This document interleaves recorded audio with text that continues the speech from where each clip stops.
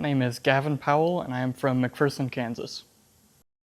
I first got into cars with my first pickup. It was a 1988 Mazda B2200, which I dented the heck out of that truck, and then decided I had to do something.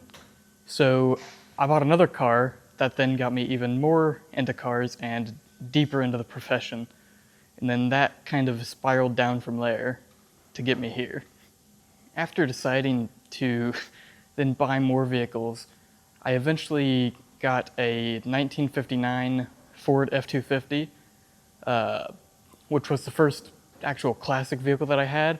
And going from there, I learned to do a lot of the maintenance work on classics and do a lot more of the fun stuff, I guess, engine work, driveline work. Yeah, and kind of going from there got me, I guess, to that interest of where I only want to work on classics now, and I don't even like driving my modern car. I would like to work in a museum or a private collection of some sort, get into the more business aspect of it, I guess.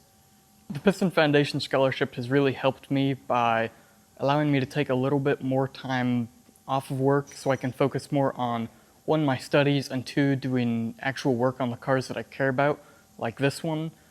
Being younger and in this industry, it gets a little bit harder to get a bit more of a start, but with the Piston Foundation, it makes it a little more possible to even think about going into this career, and it allows me a little more free time to get to actually practice the skills I learned in class.